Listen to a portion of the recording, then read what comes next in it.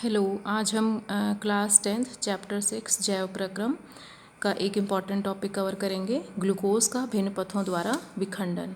तो हमें पता है ग्लूकोज हमारे लिए ऊर्जा का मुख्य स्रोत है और ये ग्लूकोज कोशिकाओं में जाता है और कोशिकाओं में जाने के बाद इसका ब्रेकडाउन होता है जिससे ऊर्जा उत्पन्न होती है। पाचन तंत्र में हमने पढ़ा कि भोजन के पाचन के बाद जो कार्बोहाइड्रेट्स हैं वो ग्लूकोज में परिवर्तित हो जाते हैं, शर्करा में परिवर्तित हो जाते हैं। ग्लूकोज को ही शर्करा कहते हैं। और श्वसन के बाद ऑक्सीजन जो है वो रुधिर के द्वारा वो भी कोशिकाओं में जाती है और पाचन के बाद ग्लूकोज भी रुधिर के द्वारा ये भी कोशिकाओं में जाता है। तो ग्लूकोज और ऑक्सीजन दोनों की ही आवश्यकता होती है ऊर्जा उत्पन्न करने के लिए। अब हम यहाँ से शुरू करेंगे। ग्लूकोज जो है, ग्लूकोज का हमें फॉर्मूला पता है C6H12O6, यानी कि ये 6 कार्बन अणु है, इसमें 6 कार्बन है। तो कोशिका द्रव्य में जाने के बाद ये ग्लूकोज टूटेगा पाइरुवेट में। पाइरुवेट में 3 कार्बन होते हैं। ये यहाँ पे आपकी NCERT बुक में थोड़ी मिस्टेक है, इसको करेक्ट कर लीजिएगा। 3 वायु में अणु लिखा हुआ है, 3 वायु में अणु नहीं है, आप यहाँ पे लिखेंगे 3 कार्बन अणु। ठीक है, पाइरुवेट में 3 कार्बन होते हैं तो ये 3 कार्बन अणु बनेंगे। तो एक ग्लूकोज से 2 पाइरुवेट मॉलिक्यूल बनेंगे और साथ में कुछ मात्रा में ऊर्जा उत्पन्न होगी। अब ये पाइरुवेट यहाँ से 3 अलग अलग तरीके से टूटेगा और ऊर्जा उत्पन्न करेगा। हम अलग अलग केस पढ़ेंगे। सबसे पहला केस है यीस्ट में। यीस्ट एक कोशिकीय फफूंदी है, फंगस है, जो ऑक्सीजन की अनुपस्थिति में श्वसन करती है। तो ऑक्सीजन की अनुपस्थिति में ये पाइरुवेट इथेनॉल में कन्वर्ट हो जाएगा, एक कार्बन डाइऑक्साइड निकलेगा, एक अणु, और ऊर्जा उत्पन्न होगी। यहाँ पे भी एक मिस्टेक है आपकी बुक में, ये करेक्ट कर लीजिए। ये 2 कार्बन अणु कार्बन डाइऑक्साइड के नीचे नहीं आएगा, ये 2 कार्बन अणु इथेनॉल के नीचे आएगा। तो पाइरुवेट से यीस्ट में ऑक्सीजन की अनुपस्थिति में इथेनॉल बनेगा। इथेनॉल होता है C2H5OH, यानी कि इसमें 2 कार्बन है, एक कार्बन डाइऑक्साइड निकलेगी और थोड़ी मात्रा में ऊर्जा उत्पन्न होगी।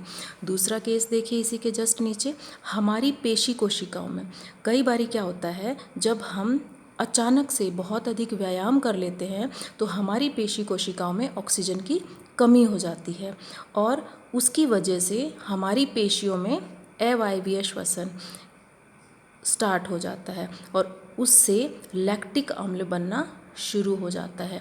ये लैक्टिक अम्ल हमारी पेशी कोशिकाओं में जमा होना शुरू हो जाता है, जिसकी वजह से पेशी क्रैम्प होते हैं।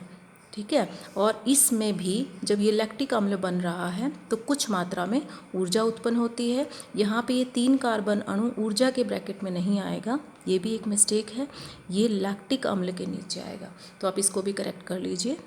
उसके बाद है थर्ड सिचुएशन।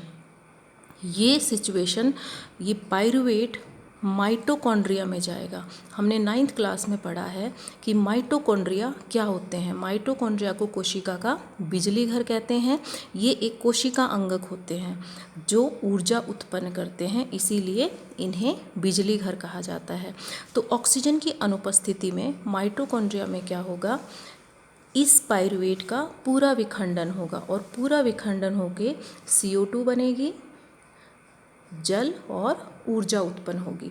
अब जहाँ जहाँ ऊर्जा है वहाँ वहाँ हम लिखेंगे ATP, क्योंकि कोशिका में जो भी ऊर्जा उत्पन्न होती है वो ATP के रूप में उत्पन्न होती है। ATP का पूरा नाम है एडिनोसिन ट्राइफॉस्फेट।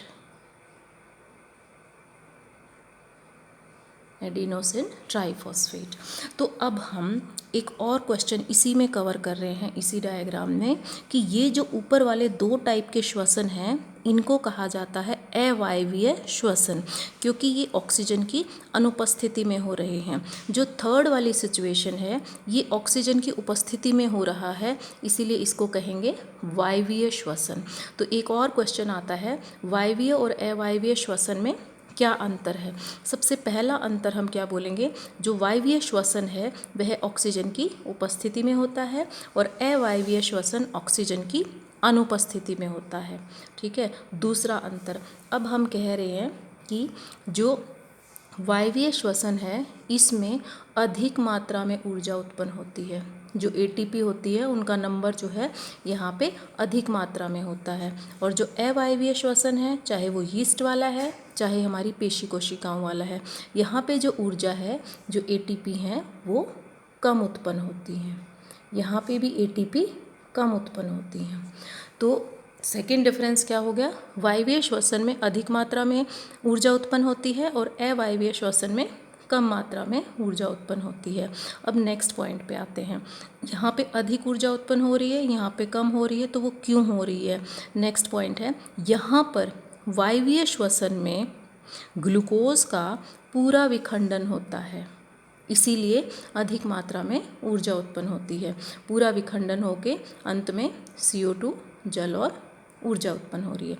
यहाँ पर इन दोनों केस में कंप्लीट ग्लूकोज का ब्रेकडाउन नहीं हो रहा, ग्लूकोज का पूरा विखंडन नहीं हो रहा, क्योंकि यहाँ पे इथेनॉल बन रहा है और यहाँ पे लैक्टिक अम्ल बन रहा है। अगर आगे इनका विखंडन होगा तो और भी मात्रा में ऊर्जा उत्पन्न होगी। तो इसीलिए यहाँ पे ऊर्जा कम उत्पन्न हो रही है, क्योंकि पूरा विखंडन नहीं हो रहा। यहाँ पे पूरा विखंडन हो रहा है, इसलिए ऊर्जा अधिक मात्रा में उत्पन्न हो रही है। अब नेक्स्ट इसमें हम पॉइंट करेंगे कि अंतिम उत्पाद क्या होते हैं। इसमें अंतिम उत्पाद जो वायवीय श्वसन है, इसमें अंतिम उत्पाद CO2 जल और ऊर्जा हैं। और अवायवीय श्वसन में आप इन दोनों के मिला के बता देंगे। अवायवीय श्वसन में अंतिम उत्पाद इथेनॉल, CO2, लैक्टिक अम्ल और ऊर्जा उत्पन्न होते हैं। बस इतने पॉइंट्स आपके लिए सफिशिएंट हैं। I hope this is clear to you. Thank you.